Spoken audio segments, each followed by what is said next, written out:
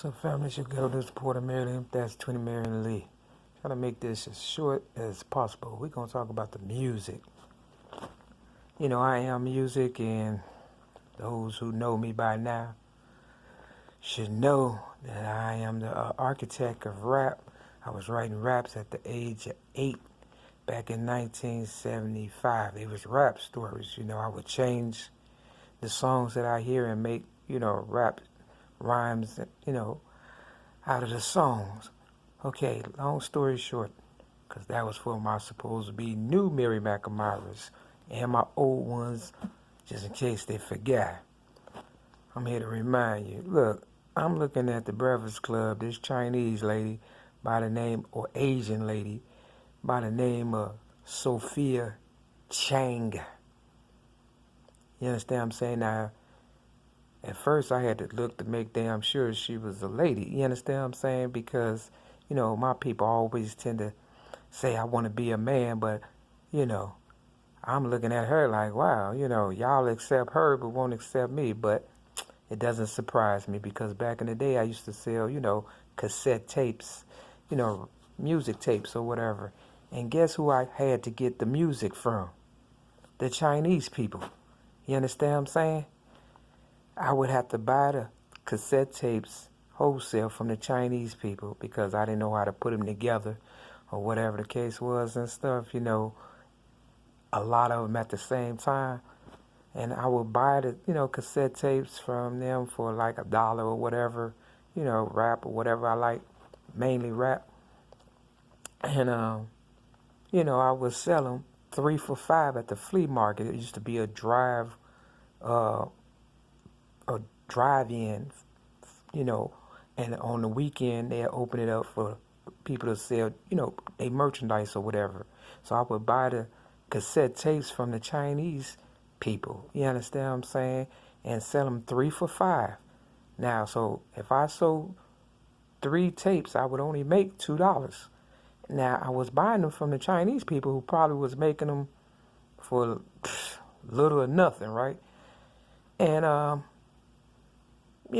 they would be right across from me. This is the honest to God's truth. Selling them same tapes that I bought from them. Music. You understand? My music. My people music. You understand what I'm saying? They'll be selling 3 for $5. I'll be selling 3 for $5. And don't you know the colored people, black people, brown people will go to the Chinese people and buy the same cassette tapes even though it was my music. You understand what I'm saying? So, I was with this one girl by the name of Crystal and stuff, and I remember her. She used to stay out in Chicago Heights, and, around this time, the Bulls had run their first championship or whatever and stuff, and I had bought me a scooter, and she had, a couple of sons at the time, and the older one I used to let, ride my scooter or whatever and stuff, and he was pretty good, for him to be so young or whatever.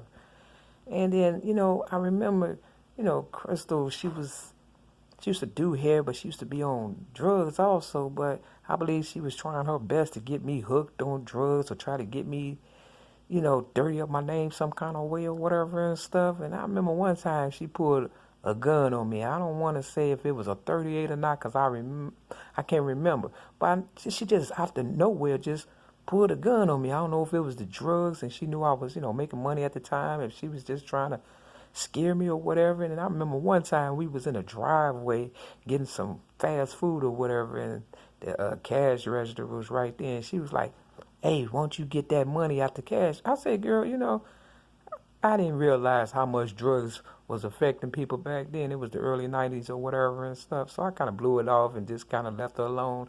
But it hurt my heart because I felt as though her kids, was going to be led down the wrong path or whatever if she was like that.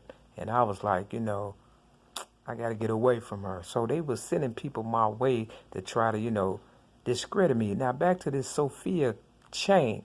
Now, Oprah Winfrey, in the color purple, her name was Sophia. The same name and stuff. And then I met this lady by the name of, Donna Marie Evans, a.k.a. the Italian Stallion. And I remember her taking me to Chinatown to get something to eat in Chicago or whatever. I guess she was just passing me around to people to show who They was, railroading necks. Now this same Sophia Chain that's on the Breakfast Club, managed, part of Wu-Tang Clan, and guess who was one of their clients? Old Dirty Bastard. And he ended up dead. You understand what I'm saying? But he was Wu-Tang Clan. Without him, nobody would have gave a fuck. You understand what I'm saying? And right in Chicago, in Uptown, before you get to the church that they kicked me out of. You understand what I'm saying? That's my church that got my birthday at the top. Uptown Church on Sheridan and Lawrence. Where all the homeless people go on Wednesday, get their $5 McDonald's card. My real Mary McNamara's know what I'm talking about. Right around the corner, ODB is engraved in concrete. See, the streets be literally talking and be telling motherfuckers who they gonna pick off next or whatever. And they said that, ODB was, had taken an aspirin or whatever and died or whatever and stuff.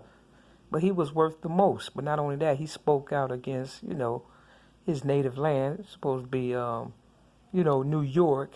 And, how people was trying to take the money, the land from him and stuff like that. And, I'm going to put the link with Method Man turn his back on him while he was trying to explain it or whatever and stuff. So that's all they doing. They turning their back on me, the people I grew up with, the people I spent the most money with, like the Asian, Chinese people. It was called Jewtown in Chicago, for real, because the Jews look like me. But then, that genocidal bullshit took over, and then eventually they got rid of Jewtown, and now they commercialize it and things of that nature or whatever and stuff. But the main person who spent the most money in Jewtown, wholesale-wise, was me. And whatever I bought, other motherfuckers bought because they knew I wasn't going to buy no bullshit. You understand what I'm saying? I'm just saying the game is dirty. They took the music and stuff. You know how hard it was for me to get that music back to the point where, I could sell it and put it together the way I want. It wasn't until close to me, getting railroaded, when I got railroaded May 31st, 2008. So I say about 2 to 3 years before then, somewhere between 2005 and 2008 is when I was able to, give the people the music that I wanted them to have. Because I had to go through the Chinese people, the Arabs, even some black people. You understand what I'm saying? Even a Cook County sheriff was selling me music. You understand what I'm saying? Once I got to Clark Mall. You understand what I'm saying? In 2000 and I believe 5, something like that. 2003, because I stayed there for 2 years. So from 2003, I believe, to 2005, somewhere along them lines. Yeah, even the Cook County sheriff was selling me music and stuff. And then somebody put me up on a computer. It wasn't until like 2005 when I learned about the computer. You understand what I'm saying? For real. And the internet. And then I started making my own music because I wanted to be able to give the people, me for real, because I had did it for so long. But by that time, they was railroading me, and it was all put together. See, people were planning your demise from birth, and they knew I was going to be somebody special. Ever since, I was a little girl, the Redmonds knew that. And people knew it, but they playing it off, you understand what I'm saying? They putting words in people's mouth when they go on them shows like the Breakfast Club, they'll do like this or do like this, because, man, they be telling people, and if you listen to the lady in her interview, she mentioned 6 and 7 and 25. I was born 1967. And 25, May 25th is my birthday, and my sobriety date is Christmas. You understand what I'm saying? 12/25, 1997.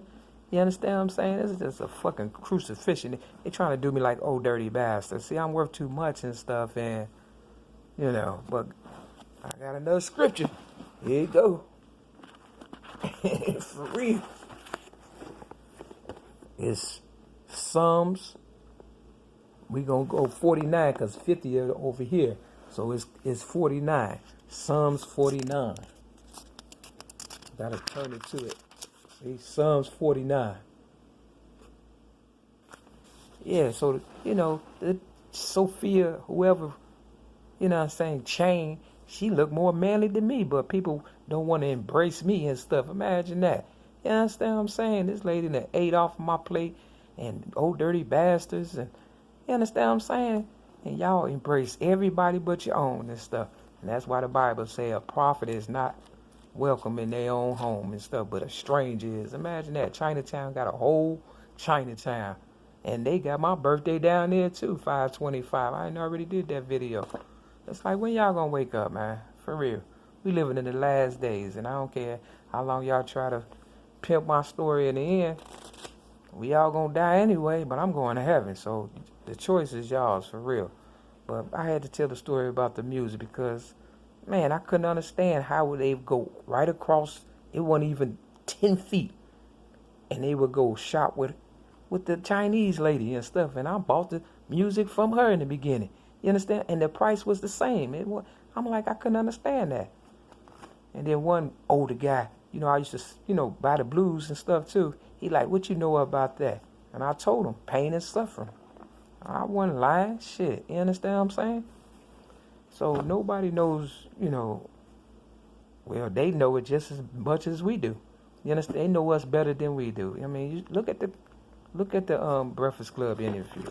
Yeah, well, I'm gonna put it to this one anyway, and Method Man and Old Dirty Bastard, but they trying to weed out the Native Americans and stuff, and can't even watch TV. It's all demonic and shit. Everything fucked up. It's no good. So I don't know what's gonna happen in the end, but I know one thing. Y'all done already got paid, and now they trying to, just like Tupac said, old people trying to come back in advance. Now, she done already tapped out. She 54 years old, that lady Sophia. You understand what I'm saying? But how you gonna tap out, without, and you ain't tapped out. You still relevant. Matter of fact, I never even heard of her. You understand what I'm saying? Real talk. She ain't tapped out. She tapped out from managing people. That's what she's saying. Because she done made enough money. You understand? Off of Old Dirty Bastard. And myself. Come on, man. Y'all time is almost up. Read the scriptures. Psalms chapter. Oh, matter of fact, my fault. That's Isaiah chapter 49. Isaiah chapter 49.